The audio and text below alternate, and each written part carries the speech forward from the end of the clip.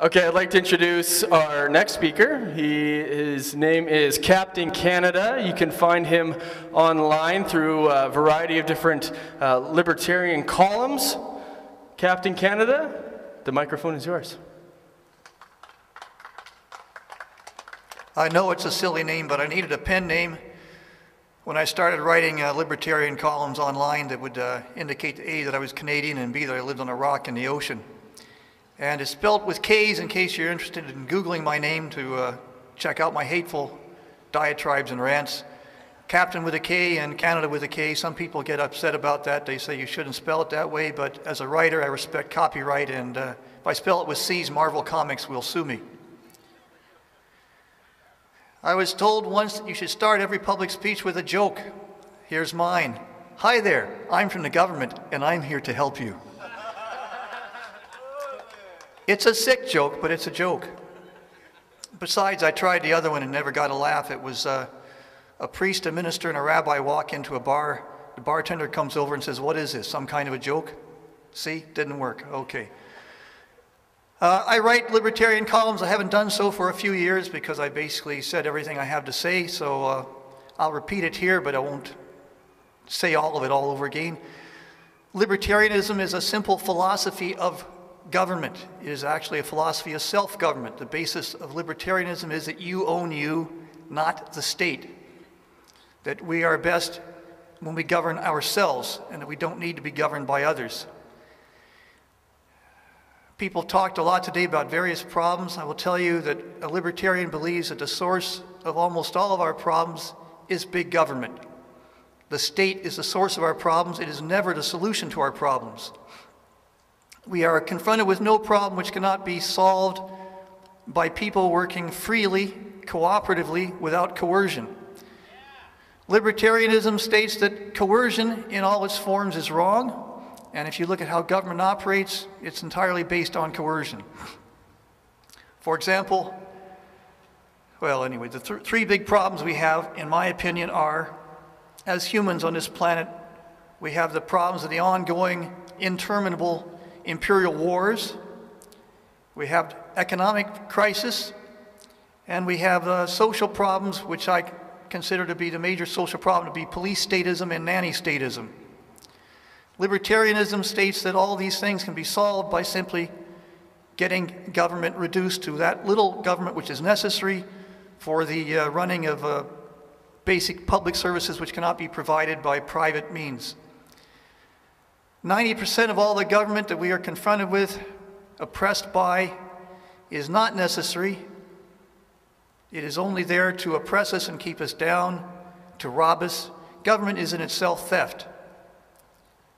I hear people, especially socialists, say things like, well, without the government, all the poor people would be left to starve, and unless you force people through the confiscation of their taxes to pay welfare to the helpless and the homeless and the downtrodden, they would all be left to starve. I look at the facts. The facts are that the average Canadian works 2/3 of the year to pay taxes of various kinds. The government takes approximately 2/3 of your money from you. With the 1/3 we have left, Canadians are amongst the most generous people on the planet per capita for giving to private, non-governmental charities. With what little we've got left, people give billions in charities every year in this country. So that's this concept that unless being forced, people would not assist one another is just government looking in the mirror as far as I'm concerned. The problem of wars will never be solved by getting the right people into government. And if you think so, you're deluded. Government itself is a source of war. The state is based on warfare. The state is based upon confiscation of wealth, from your taxes to the mineral wealth of Kosovo province of Serbia. A lot of people were told this is a humanitarian campaign to save the poor Albanians. There is a mining complex in Serbia called Trepča mining complex. It's the wealthiest mining complex in all of Europe. After Kosovo province was seized by NATO, guess who got control of that mining complex? It wasn't the Albanians, kids. It's an Anglo-American consortium. And I think a lot of people are aware that Afghanistan is not occupied because of any sort of humanitarian concerns. Bombing of wedding parties is generally not viewed as a humanitarian act. Afghanistan is occupied because of a desire to control pipelines, bringing natural gas and other resources from Central Asia through to coastlines where it can be exported. The economic crises with which we are faced are again caused by government. Government prints massive amounts of paper money to cover its debt it incurs in waging wars. The solution is again to get the government out of the economy. That's really pretty much what libertarianism says. We don't need police statism.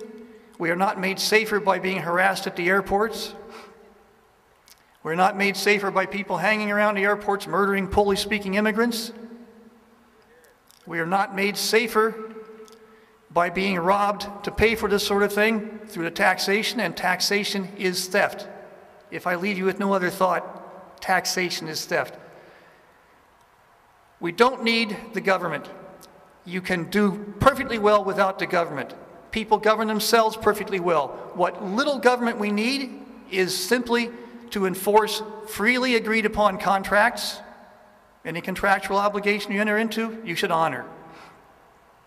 And to put people away who work on a basis of violence and coercion and fraud, in which case the occupants of that place could simply be locked into it, all those problems solved in once.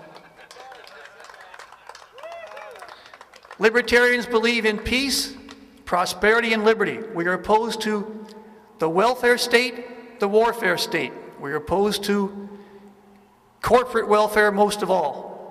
We are opposed to subsidizing the banksters, the war machine, and the police state. That's all I have to say. Thank you.